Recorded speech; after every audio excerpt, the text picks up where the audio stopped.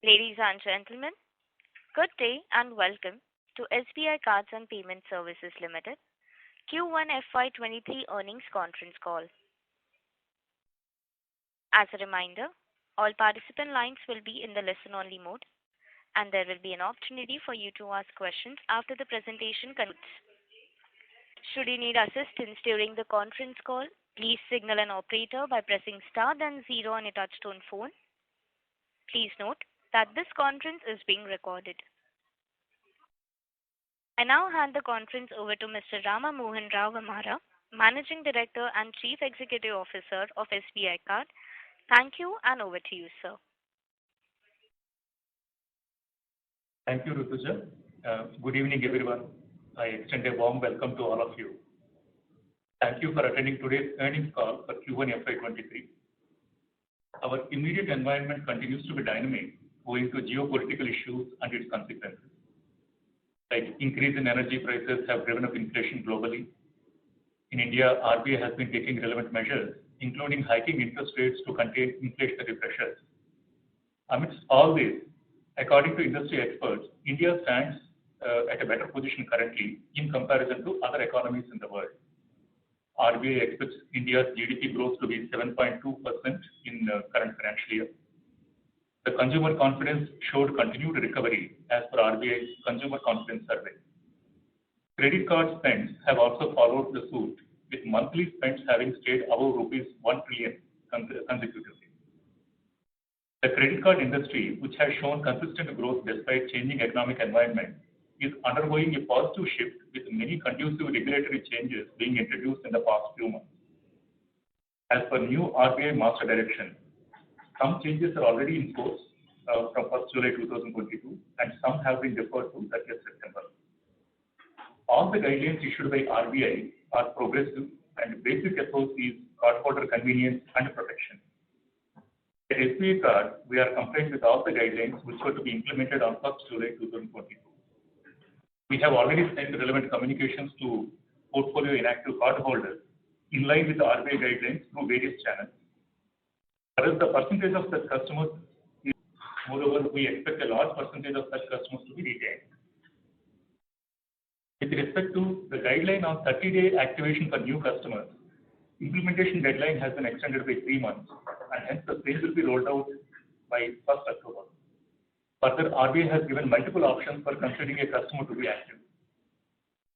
Another change relating to over limit will come into effect from 1st October 22, which will also be basis customer choice. This change is similar to online transaction switching activation. There is a possibility that initially customers may find it difficult to adapt to the change, but as is the case of online transactions, we expect that the change in OVL may stabilize over a period of time. Another change introduced by RBI is enabling RuPay credit card transaction on UPI. Discussions are going on with various stakeholders in this aspect. We are working on technology integration while NPCI is in discussion with all the stakeholders on MDR. This is expected to be resolved shortly. As the industry evolves and grows, SBI Card continues to be one of the significant contributors to the growth. Let's now look at SBI Card's business overview in Q1. We were able to deliver a healthy business growth with strong financial performance during the quarter. Before I proceed with the details of the business performance this quarter, I would like to share 2 key recent honors with you that we have received as an organization. I am happy to share that SBI Card has been certified as Great Place to Work for March 2022-23, a key milestone for us because our employees are our most valuable asset.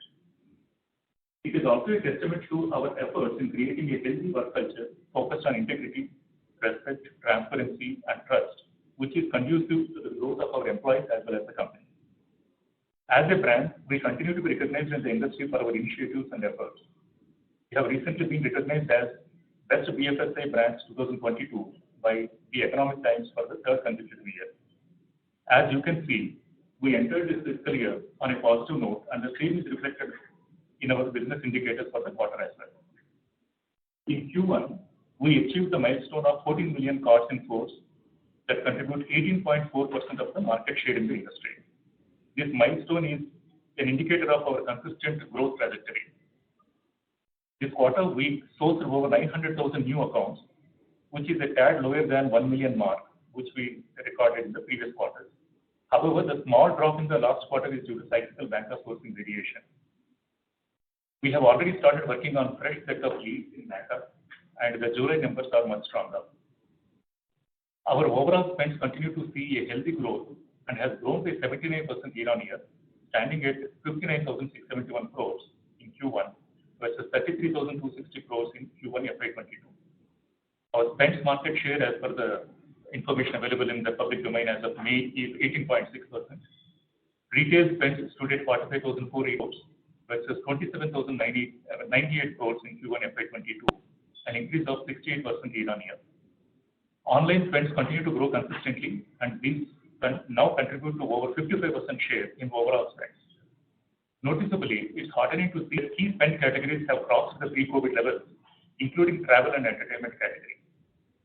While categories like departmental stores, health, utilities, education, consumer durables, furnishings have seen a steady growth of 7%, travel and entertainment category has seen a growth of 31% in total spends in Q1 FY23 versus Q4 FY22. Corporate spends are at 14,183 crores as compared to 6,162 crores in Q1 FY22. However, in the month of June 22, we have reviewed and reduced some B2B spends on certain low-margin corporate accounts. This is in line with our continued focus on sustainable and viable growth. Most importantly, our spends per average card has seen a significant growth. It has risen to 1.7 lakhs in Q1 FY23 from 1.1 lakhs in Q1 FY22. This is a good indicator of customers' growing preference for SBI card as a payment option. It has been driven by various attractive and relevant discount offers and initiatives that we have offered to our customers. Our revenue streams remain healthy and diversified. The revolver mix has grown to 26% in the current quarter from 25% as of March 22. EMI mix has also grown to 35% as compared to 34% in the previous quarter. To further improve our revolver mix, we have been recalibrating our risk appetite. During the quarter, we continued to augment our product offerings to our customers and expanded our co-brand portfolio with the launch of Aditya Birla SBI Card, one of the most rewarding lifestyle credit cards in partnership with Aditya Birla Finance. Please allow me to take you through the financial performance in Q1 FY23. All the positive business indicators have supported our financial performance.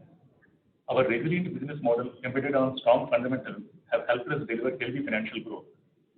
During Q1 FY23, our revenue performance continued to be led by healthy interest income and strong fee growth.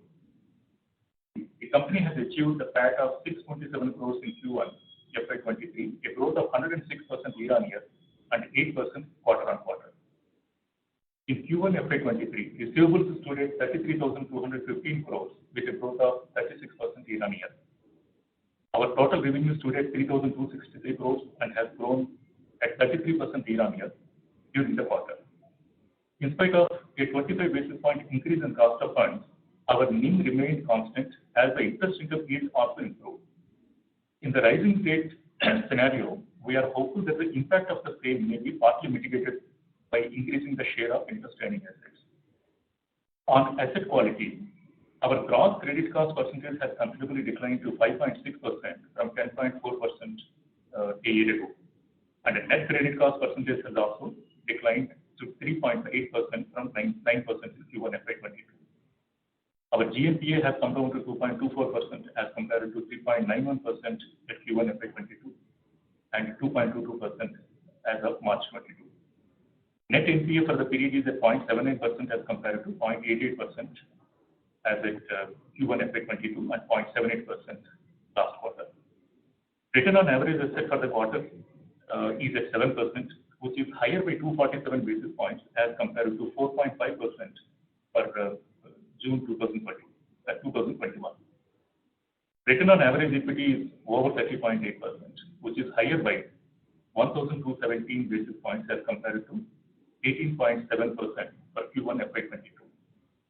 Our liquidity position continues to be strong, and capital adequacy is robust at 24.7% for the period ended June 22. In conclusion, as mentioned earlier, prevailing external environment poses some challenges. However, thanks to the domestic consumption story, India is seen as a strong contender to be the world's fastest growing economy over the next few years. India's digital economy is going to play an important role in the growth, and it is expected to reach around $800 billion by 2030. Notably, digital payments in India are expected to reach $10 trillion in value by 2026 from around $3 trillion now. This presents a strong potential of growth for credit cards industry. As we continue with our preparations to make most of this opportunity, we remain vigilant in the current situation.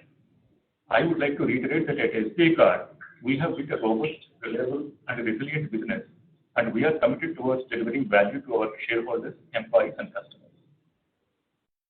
Rituja, now we are open to questions. Thank you very much. We will now begin the question and answer session. Anyone who wishes to ask a question may press star and 1 on the touchtone telephone. If you wish to remove yourself from the question queue, you may press star and 2. Participants are requested to use handsets while asking a question and limit their questions to 2 per participant. Ladies and gentlemen, we will wait for a moment while the question queue assembles.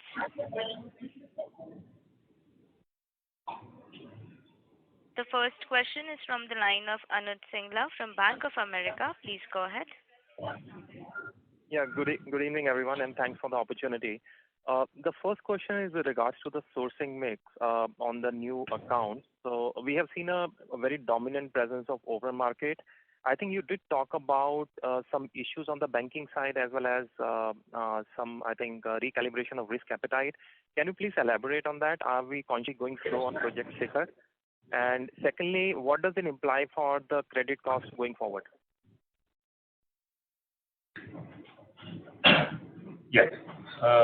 Yes, the share of banker has come down in the month of June quarter.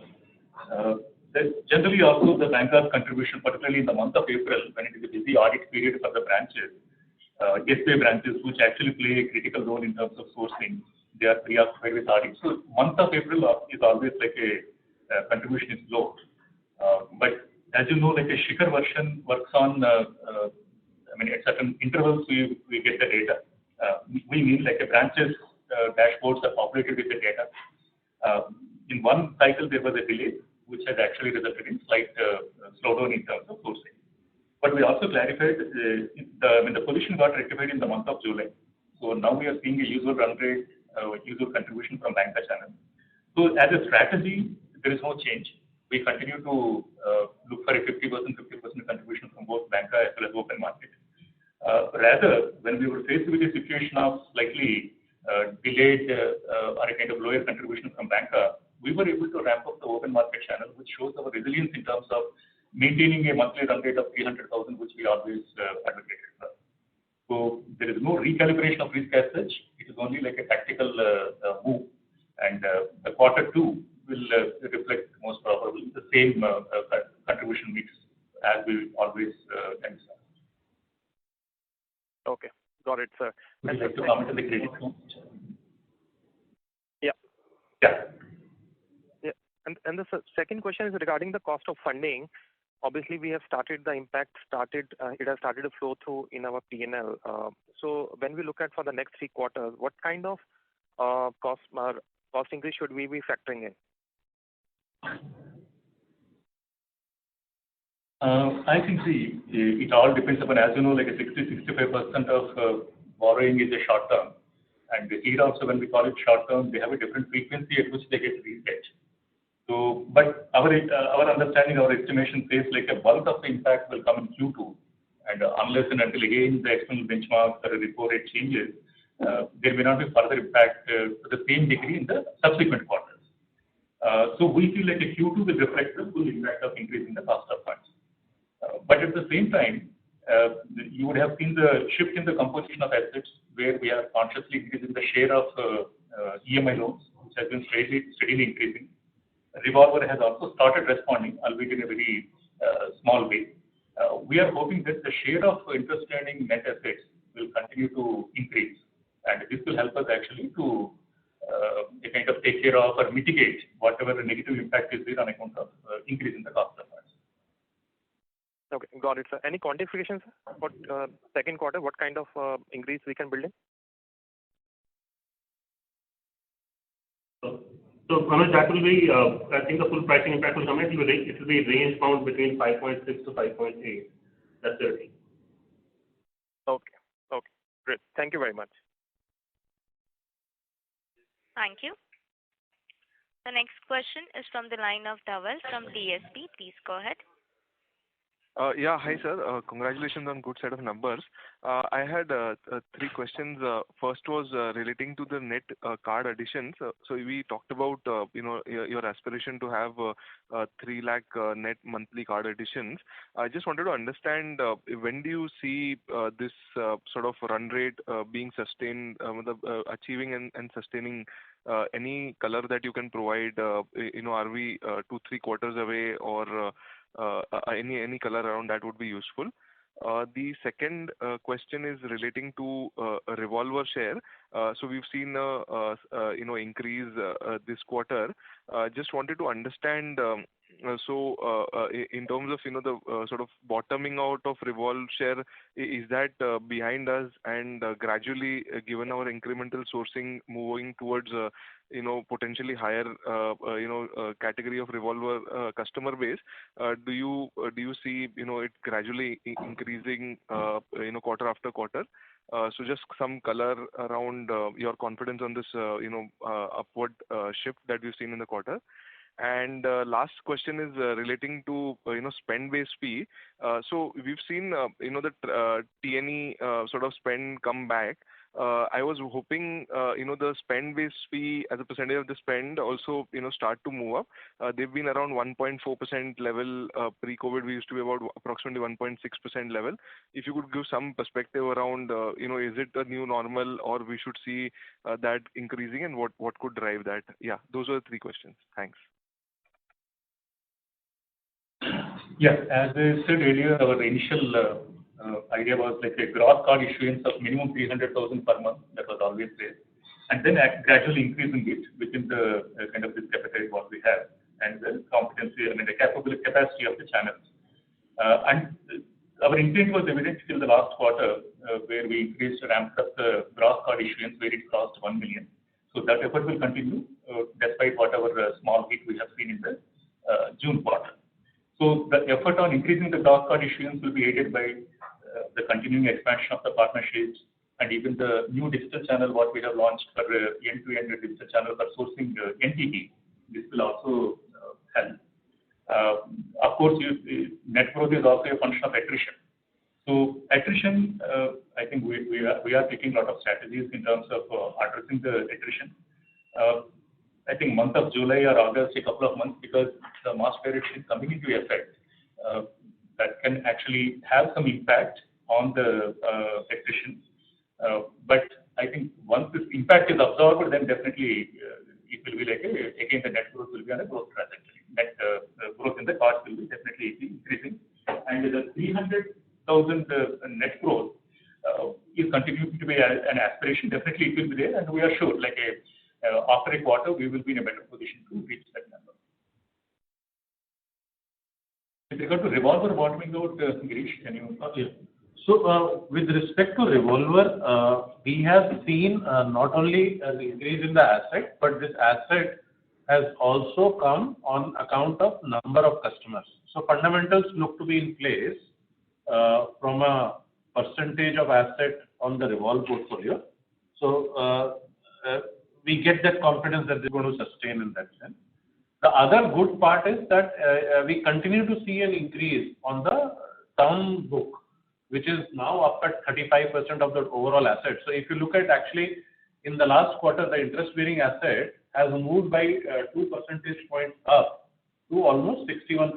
So while we continue to get more interest-bearing asset on our part, and also focus on the quality of customers that we are getting in, so that our future revolve book is built accordingly.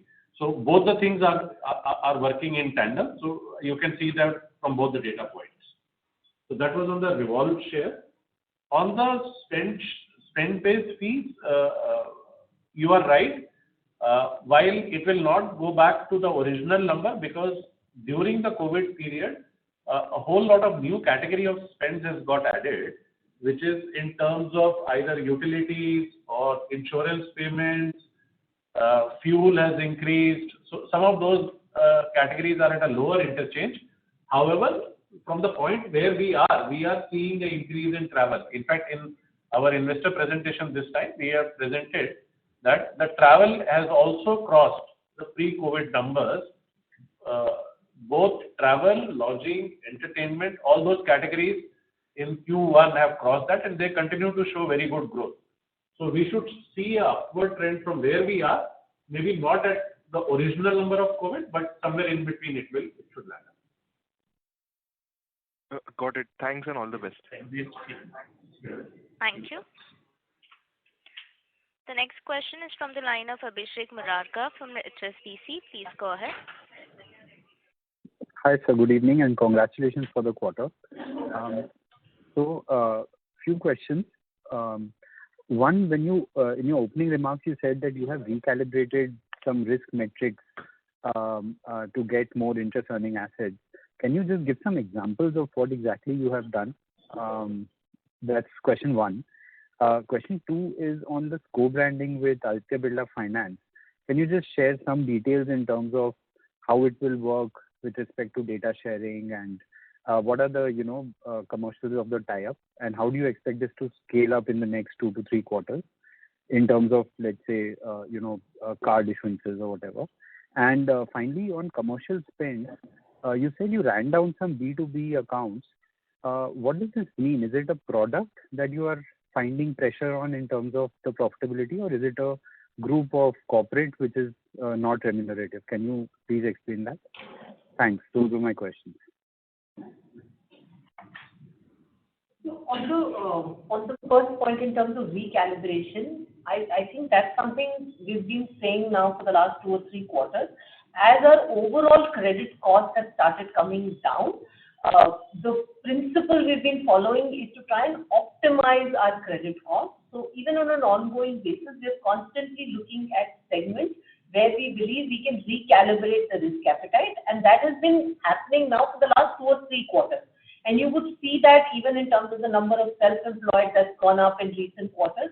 So this is an ongoing exercise. There's nothing specifically that we've done in this quarter. See, a lot of these actions do start to bring in that kind of customers who have a higher propensity to revolve. That's all. I don't think you can change the risk appetite and start getting in more revolvers. It's not that simple in arithmetic. Right. Okay, but in your estimation, is there like a lead time, or what do you expect? Maybe 2-3 quarters, and it could translate into some more revolve?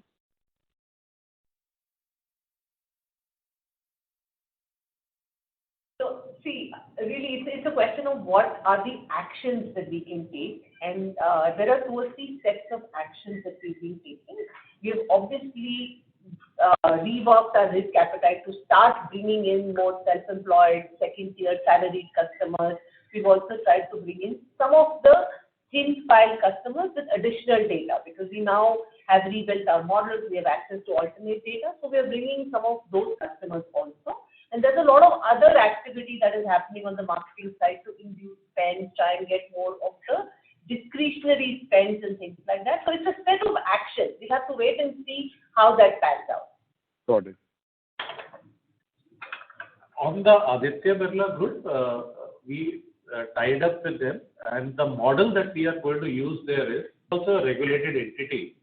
So we have done a very detailed DRE exercise with them. We have already qualified and selected certain set of customers where we can give the card without taking any documents.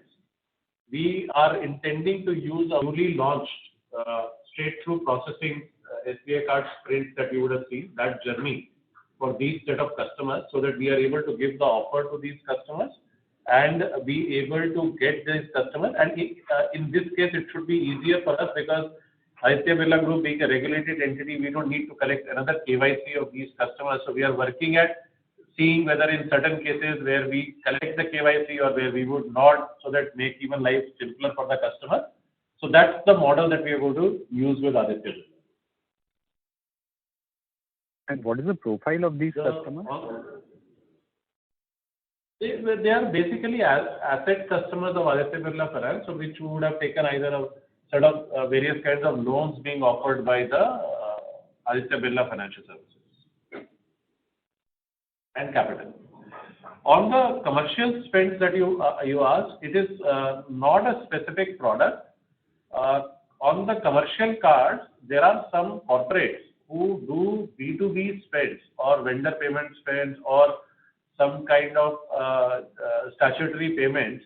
Now, in some of these cases, because some of these spends go through various aggregators, and if the costing keeps changing or the pricing moves in a direction where it becomes non-profitable, so on review on some of these cases and some of these spends, we saw that some of that spends was not in line with our expectations. So for the time we have curtailed some of that and reduced some of that, because it's not only about the top line, we also intend to be looking at the profitability from these spends also. Got it. Thank you. Thank you.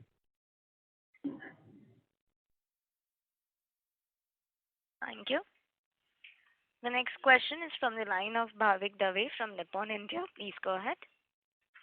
Yeah, hi, good evening, sir. Congratulations on a good set of numbers. Sir, a couple of questions. One is, you mentioned that the term loan book proportion is increasing. Just wanted to understand what will be the average tenure of this book at this point in time?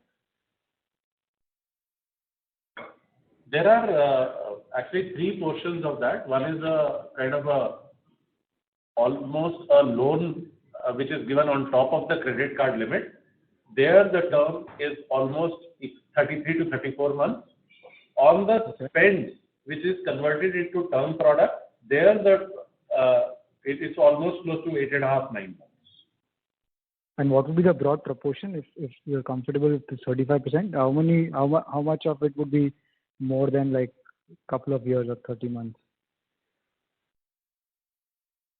So you can go through our ALM and have a look at that, because there we declare that more than 12 months, I think is there. All right. But otherwise, we have not declared these specific numbers. Perfect. All right. No problem. And sir, secondly, and I see that you've come up with that sprint offering, and I think I'm assuming that this is the end-to-end digital origination that we were planning, and we've started some bit for the banca customers, and now I think this is more for the open market. I just wanted to understand how exactly has the banca experience been, and how do you think that this can help us again make it the onboarding journey more efficient and cost effective? So anything on that you would like to highlight? Sure. So you're spot on, and this is Pradeep answering on behalf of SBI. So basically, this new journey is launched for the open market space. As you are aware that for our digital sourcing with respect to State Bank, we already have an existing integration on similar lines in the YONO app. Now, through the YONO app, accounts have already been coming for a while, and the whole architecture is designed in a way that, once the customer consents, data is automatically integrated into our system. So data gets picked up automatically, gets passed over to us. There is, however, a KYC leg that currently we do even for the banca customers, so that gets done on our side. But by and large, the digital route for those customers already existed. So that's on the integration with banca. What we are going to do now is, since here we've integrated this whole app and launched it for the open market space.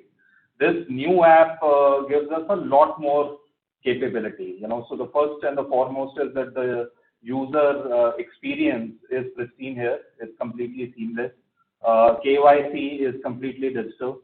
What we've also done is the decisioning on the account is real time. as well as all the checks and balances in terms of photo match, which is done using artificial intelligence. We also do our fraud checks, which are also completely online. And net in approximately 4 to 5 minutes in one single journey, the customer can get a card online. So numbers have started coming in on this new app. And some of the features here, which we are in an early stage on the open market side, we will also bring onto the YONO platform. So that's a separate effort once the success is proven in the open market space. Some of these features that we like will also get rolled out on the YONO side.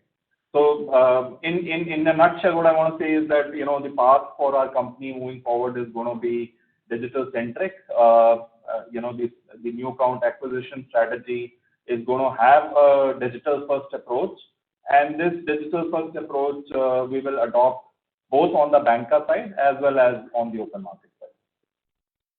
Sure, sir. And sir, last question is on the sourcing bit, and I see that tier 3, tier 4, tier 3 and above, or tier 3 and tier 4 cities incrementally is adding to almost 50% of our incremental sourcing, which used to be 25-30% odd. Anything that we are seeing here, are the customers better? And as we've discussed this previously on the type of spends that they do and the kind of revolves that they can generate.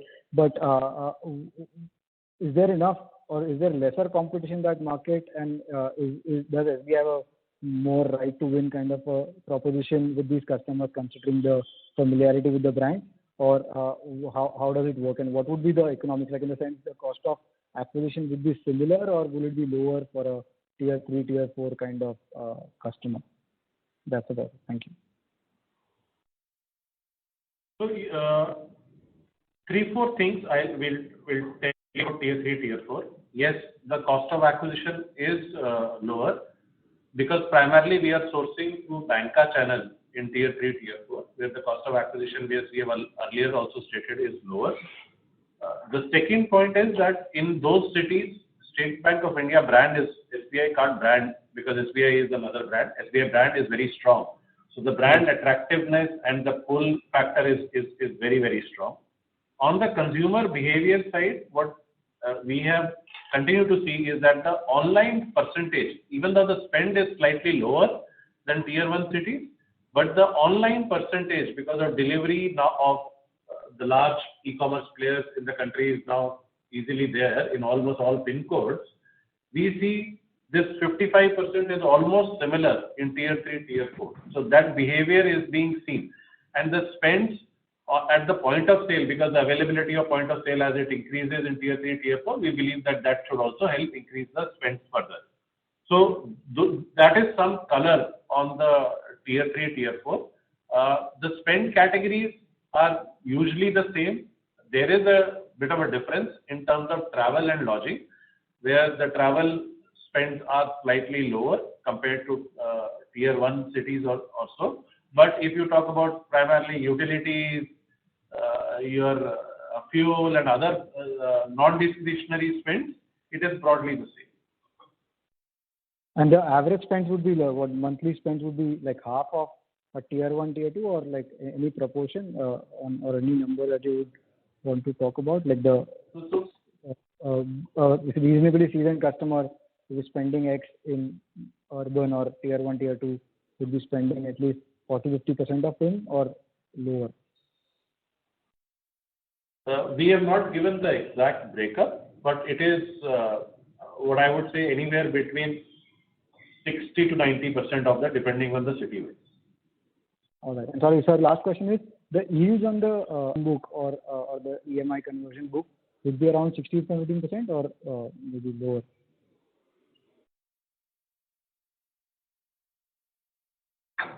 We not declared the yield on the term book as yet. Okay, sir, no problem. Thank you so much.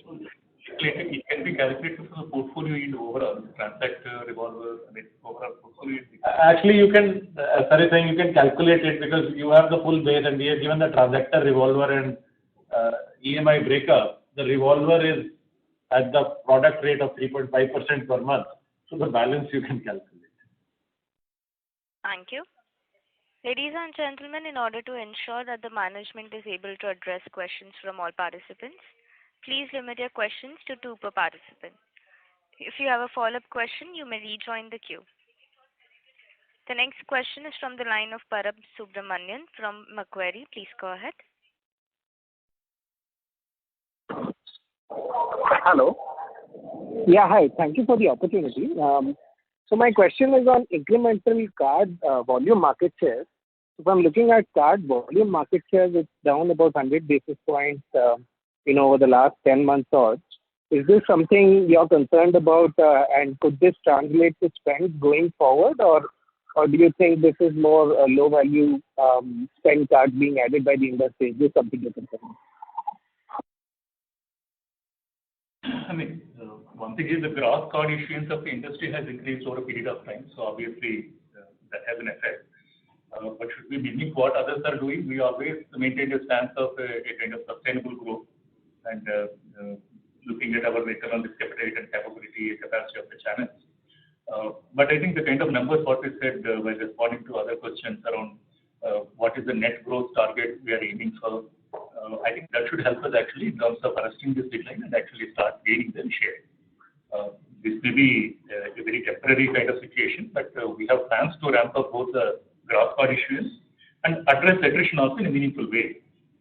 Because our attrition will be definitely slightly higher than the industry because we issue only largely fee-based cards as compared to competition. So that factor is always there, but that also helps us in having a better active rate in the portfolio of cards. So we will take all these things into account, but we will strike a balance between the market share gain versus, ensuring a sustainable growth. Got it, sir. Thank you very much. So if I could ask again related to that question, is there an aspiration to be the number one player on a volume basis for SBI cards? So you obviously have the parentage, the brand, the bank's customer base. What is holding back SBI Card from being the number one volume card issuer in the country? So as I said, we have strategies and we are aiming for improving the market share. So that's very much there. Definitely the kind of sourcing what happens from the bank, we also revisit and always look for opportunities of maximizing it. But we are also mindful, see, the new master direction puts a lot of responsibility on finding the right customer because if there is any forced sale or otherwise a kind of miscommunication to the customer, that may not result in any activation of the card, which anyway will have to be affected after 30 days. So we need to look at the profile and we need to do the carding and targeting the customer in the right way. So definitely increasing the market share is on the cards and we will do it in a calibrated way. Got it, sir. Thank you very much. All the best and congratulations on the quarter. Thank you. The next question is from the line of Nitin Agarwal from Motilal Oswal. Please go ahead. Yeah, hi. Good evening, sir, and congrats on good set of results. So two questions. Firstly, again, around the borrowing cost and margins. So in respect to that, besides the mix of like revolver and EMI customers, which has increased this quarter, how much flexibility do we have to increase the interest rate for our customers, mainly the EMI customers, so as to protect our margins? I think, as you know, the kind of EMI loans are all fixed loans.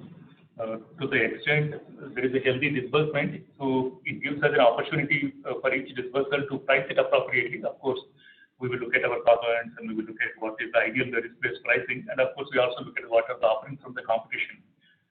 But it offers an opportunity for with each new disbursal to pass on some increase to the extent market absorbs. Of course, the other effort will be to increase the share of interest-bearing NEA overall while ensuring that the revolver doesn't dip from the current level. That will also help us in terms of increasing the portfolio. Okay. And so secondly, like on the subscription-based fee, if I look at on a per card basis, this is trending downwards, though not any major decline, but for last 2 years also there is a downtrending that is there on the subscription-based fee. So how do you really see this playing out in the medium term, and any new products that we are looking to launch to counter this trend? So subscription-based fees is primarily our membership fee, and that's linked to the new accounts which we are sourcing. And on a per card basis, it would be stable.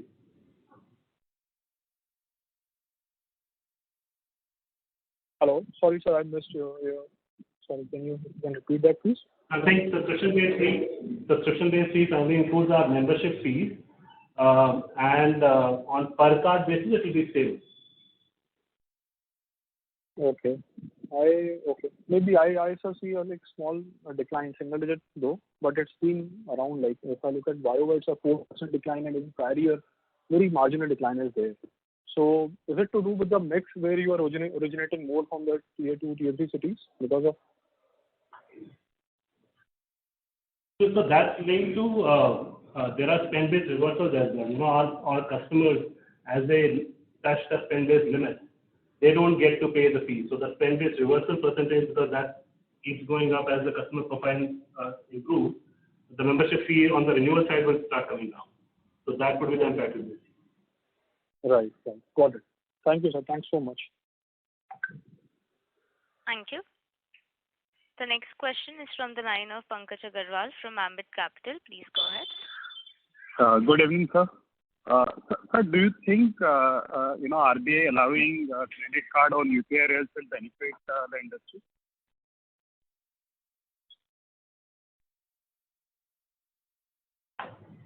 So RBI has allowed RuPay credit cards to be used on UPI. As of now, if we look at it, we have almost more than 1 million plus cards already on a RuPay platform, and we are one of the largest issuers of RuPay cards in the industry. So we believe that there are 3-4 benefits which are very clearly there. One is the whole acceptance fees of credit cards into the P2M space for RuPay for UPI merchants, that should increase, and these are the merchants where if the acceptance happens, we would get incremental spend from the same customer. So one can get more share of spending which the customer today is doing on UPI can shift on credit cards for specifically for rewards, because rewards and other value proposition benefits are there. Market penetration increases. We also, as was being mentioned earlier, in tier 3, tier 4 cities, UPI is already very well penetrated, and in those cities we are very strong, and we are issuing RuPay cards there. So there the customer starts using.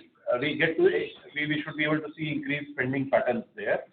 And also, in any case, if the customer has one payment mechanism and he uses it for all the areas to make the payments, that it increases loyalty also. So we believe that these are the 3-4 areas where the benefit is there. There is obviously a discussion around what would be the commercials, what would be the interchange and MDR, which would be there. So that discussion, NPCI is already having that discussion with all the member banks, and you would have read the interviews also of NPCI CEO and MD. So they are already in discussion, and we believe that something which is right should happen in due course. Sorry to interrupt, Mr. Agarwal. There is a lot of background disturbance which is coming from your line. May I request you to mute yourself when management is answering your question?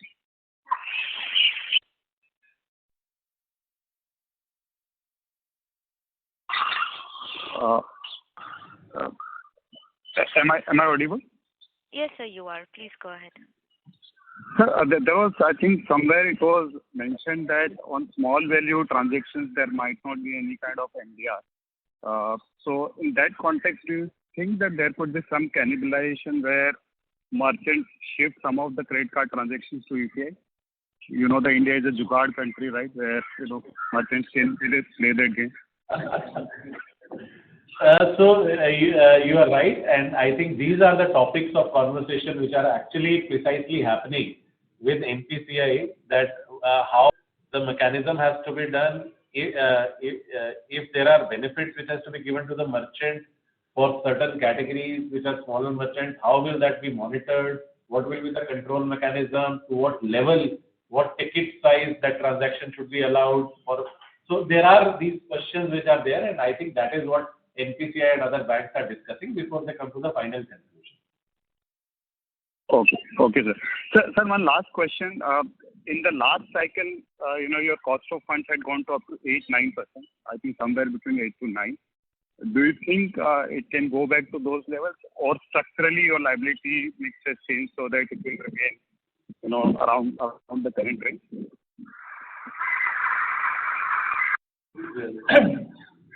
Difficult to predict the trajectory of interest rates, but as of now, there is upward bias definitely because of inflationary pressures.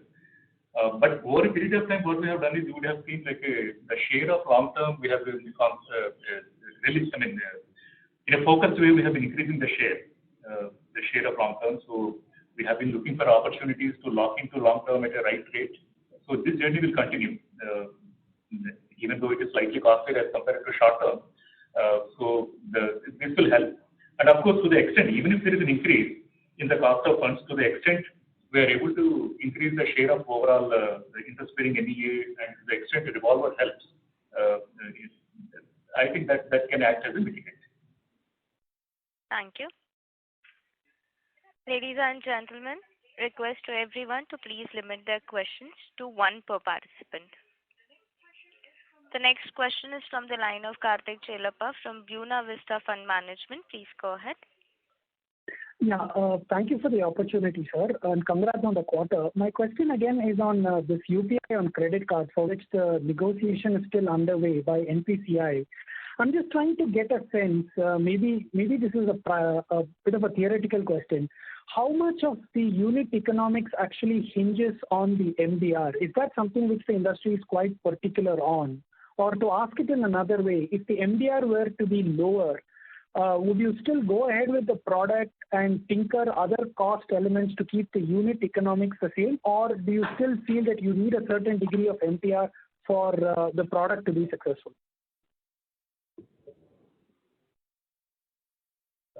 So you need MDR, and there are three reasons for it. The first reason for it is credit card is up to 52 days of credit-free period.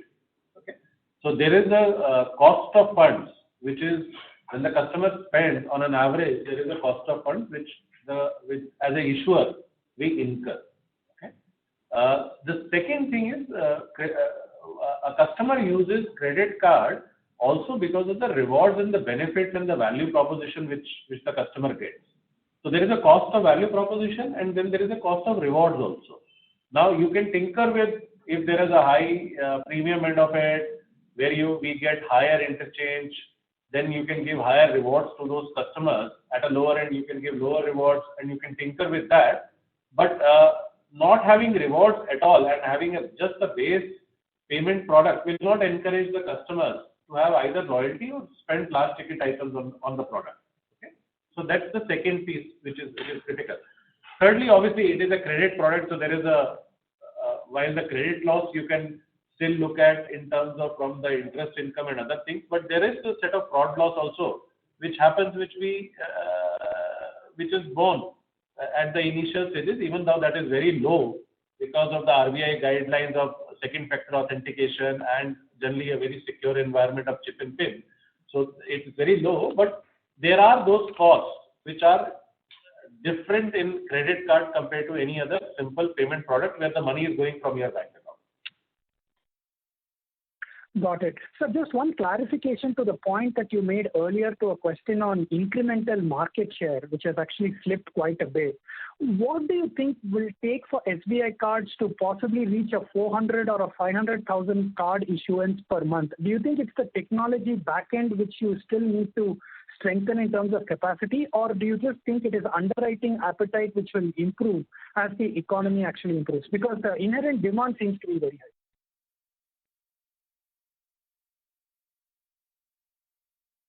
I think it's a combination of everything, and we have been making efforts. Of course, the declining credit cost, which we have demonstrated over a period of time, definitely gives us the maneuverability to experiment more with some pilots, which we have been doing. We also talked about having the ability to consume alternate data for underwriting the NTC and NTCC customers. So that definitely that is helping. And of course, technology-wise, we said like the NTB, the journey is already there. This is only for the organic inflow. This platform has to be extended now to the entire partner ecosystem. So that will also help us in terms of ramping up the numbers, but at the same time at a reduced cost as compared to the current business model. So it was a conscious move. I mean, technically you can even get those numbers even in the current business model, but the cost of acquisition will be high and the incremental returns may be less. So that is the reason we are making calculated moves. Thank you. The next question is from the line of Rahul Jain from Goldman Sachs. Please go ahead. Thank you and good evening, everyone. Just to start with, first on the spends per card in retail, which we understand is about 130,000 rupees per annum, which seems to be the highest that we've seen. Just wanted to understand, I mean, where can these spends go from here? Particularly in context of the income that your customer would be earning. So that's question number one. Question number two is again going back to the market share point. If the market share is incrementally coming under pressure, then what levers do we have to keep increasing the spend? If in case the spends per card start to kind of flat you out. So those two were question around just to understand the movement forward in terms of the spends market share, etc. So you are right. First of all, on the spend per customer, okay. Now we've been stating that the spend per card or spend per customer has actually been increasing over a period of time. So during COVID, it went down because certain categories were not available. But we had stated at that time also that those categories have come back, and the new categories, the existing categories like travel, lodging, hotels, they were bound to come back at some stage when the normalization happened, and which they have come back. So we are seeing that increased spends which is happening. The second thing is this digitization process is actually picking up further. You see more and more new categories coming up into the fore. There are school and education as a category is fairly decent now. Rentals which were not there, let's say a year or year and a half back, is a fairly large category now. Utility bills, otherwise, insurance payments. So you will have deeper penetration because when these categories come, the first thing, not everybody picks up those. So out of 14 million customers that we have, not everybody is spending on all the categories. So we keep increasing the depth of categories within our customer base to get that spend increase. So this is a standard segmented offers, campaigns that we continue to do to get that piece. On your question on market share, you are absolutely right. If the market share on cards does not increase over a period of time, it will put pressure on the market share on spends also, because both of them typically are in tandem. And overall spend share will work on number of cards and the spend per card. It's a standard mathematical formula. So the first step here is to get the market share on the cards piece to increase, and that is what we are working on. And as was stated by our MD sir, that while we are working on in calibrated fashion, but the numbers we now have a straight through processing which we have launched for our open market. We are also trying to link it to our banca sourcing so that we are able to get benefits there. This should be completely incremental. New co-brands is completely incremental, which is going to come. And in the existing piece, we are working at a lot of productivity increase measures and efficiency increase measures so that we are able to, at a lower cost, or at least keeping the cost same, get the productivity up and be able to source more number of cards. So those things are in progress, and we are seeing some very good results in the month of June, and we believe that those should continue further growth over a period of time, and this growth of market share should come back to us. So that's on the cards piece of it. While on the spends piece of it, there is a corporate card piece which we have always talked about. We want to be very careful where we go there, because there are those two portions there. Retail has been running strong. We want to continue to keep the corporate card also in the play, but still at a profitable and at least at a marginal profitability level should be maintained. So these are the two portions that on which the work is happening. Thank you so much. That was very helpful. Just two follow-ons.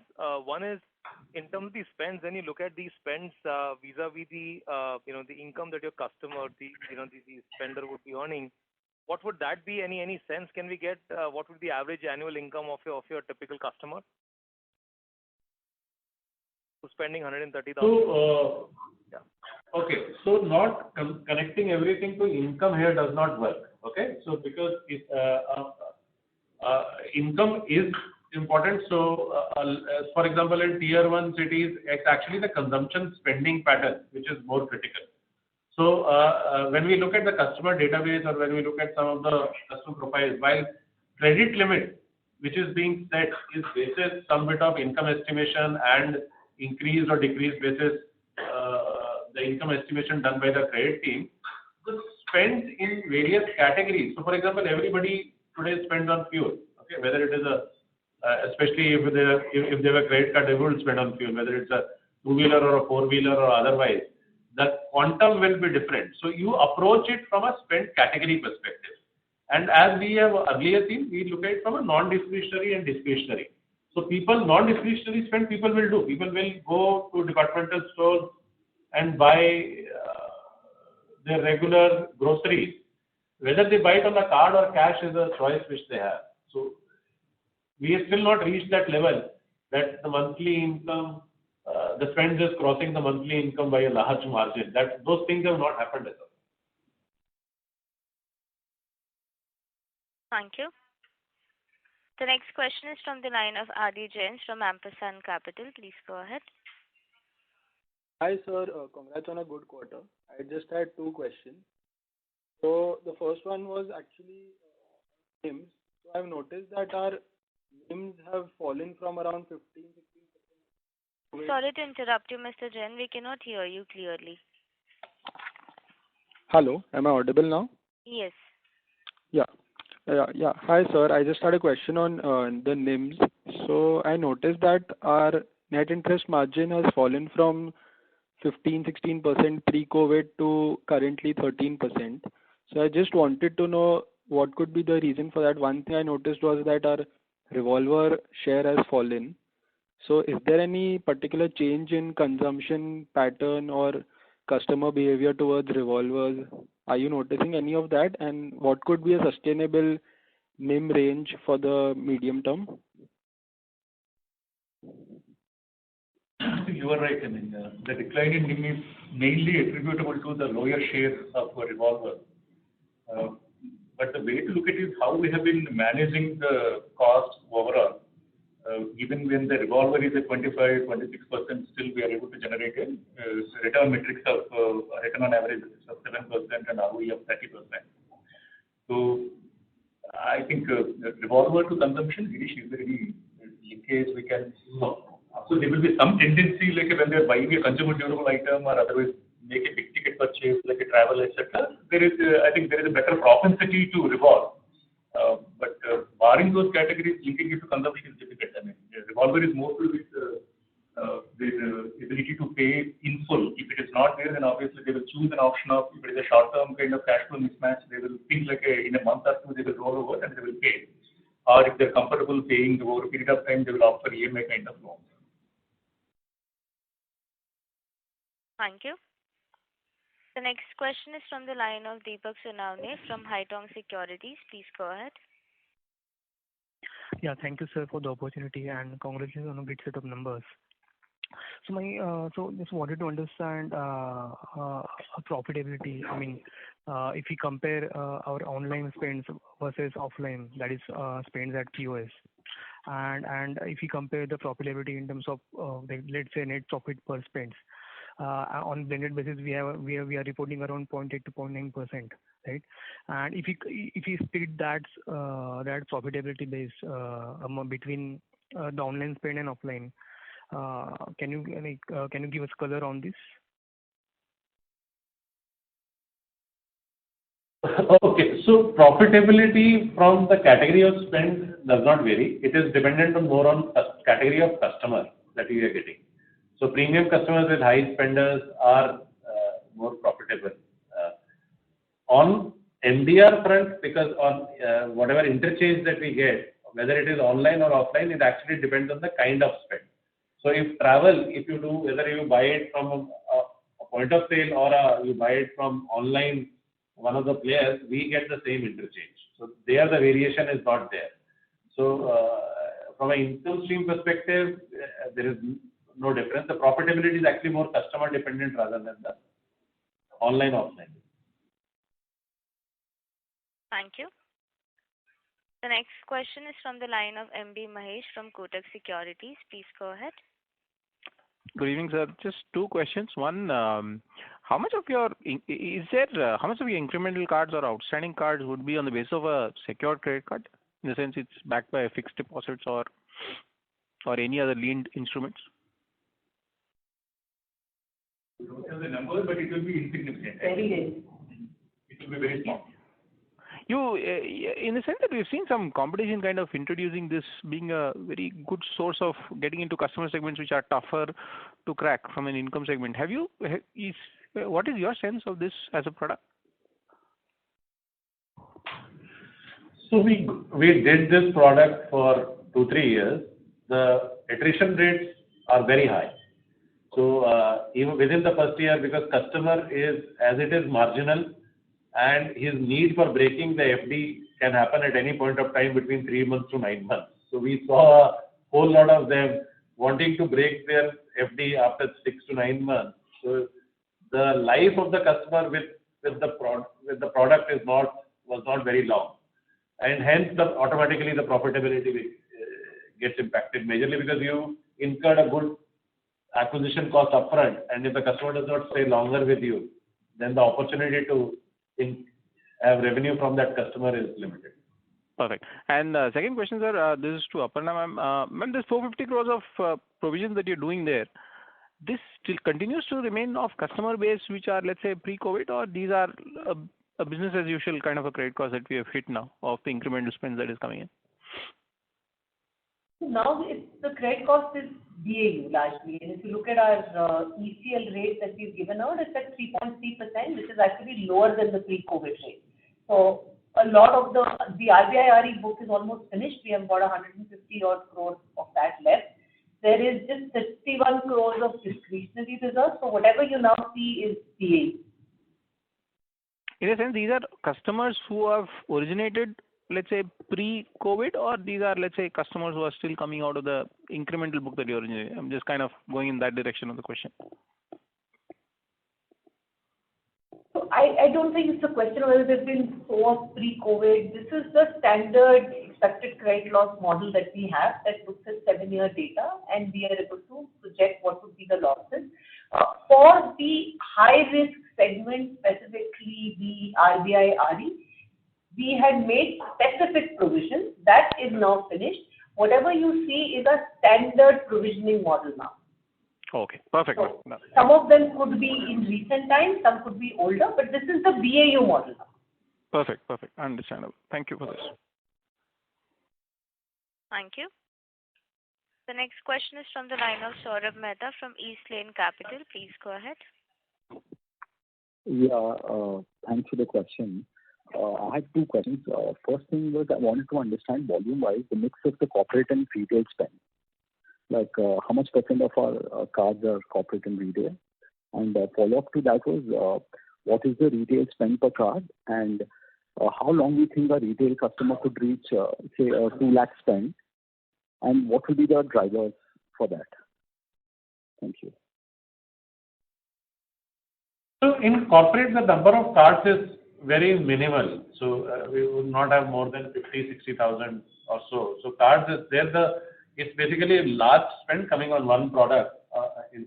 So whatever you see when we say 14 million plus cards, it's essentially retail cards that we are talking about. And we have declared the retail spends also on quarter-by-quarter basis. So the average spend you can calculate. The number you talked about, a particular number.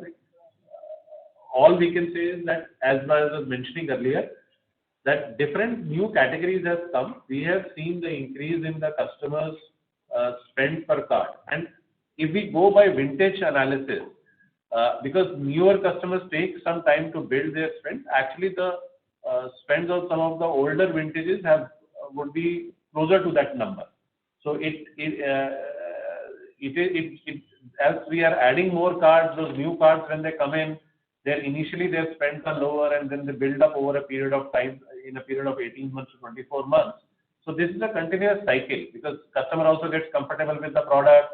We also educate them. We also tell them about various offers in various categories. Once they start using that product, they use it with multiple categories. So it's a progressive exercise that happens.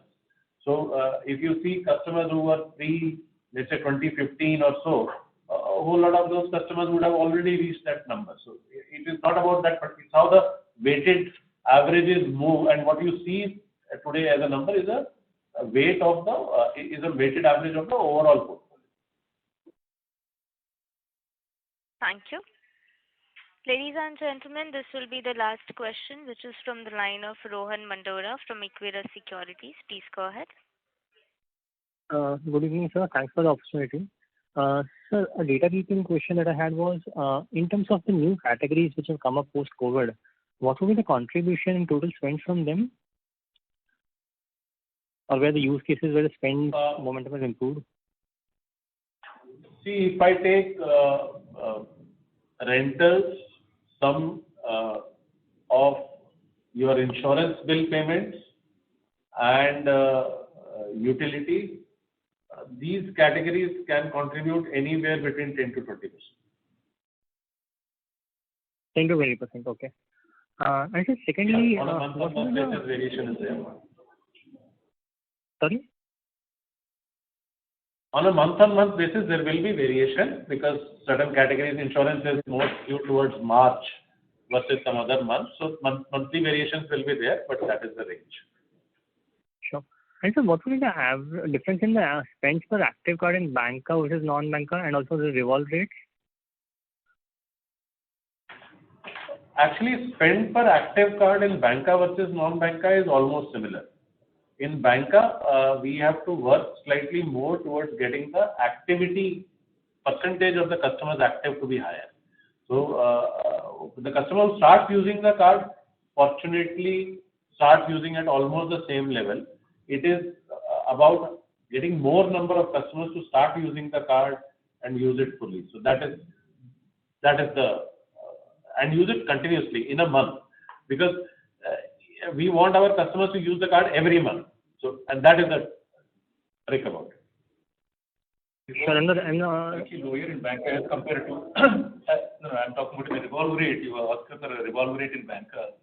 It's slightly lower as compared to open market, but you also have benefits, basically by way of having access to the operating account. So collection and recovery, you don't spend that kind of cost, and automatically you will get the benefit of lower delinquency credit cost as well. So I think we need to look at overall. I mean, while it may not revolve, it will also not lead to complications downstream in terms of collections and recovery. Sure. And then lastly, the spends which are getting converted into EMI, what will be the average ticket size in that? Like what kind of spends averages get converted into EMI, some ballpark range? It's around 20 to 25,000. 20 to 25,000. Sure, sir. Thanks a lot. Thank you. Ladies and gentlemen, as this was the last question for today, I would now like to hand the conference over to Mr. Rao, MD and CEO of SBI Card, for closing comments. Yes, I would like to thank my colleagues at SBI Cards who have been the drivers of our success and have helped us achieve growth and innovation, irrespective of the environmental conditions. I would also like to thank our shareholders and business partners for their continued faith in us and their strong support. I would like to reiterate that as an agile and adaptive organization, we will take all measures to safeguard our business while pursuing sustainable and profitable growth. Stay healthy and stay safe. Thank you all. Thank you. On behalf of SBI Cards and Payment Services Limited, that concludes this conference. Thank you for joining us, and you may now disconnect your lines.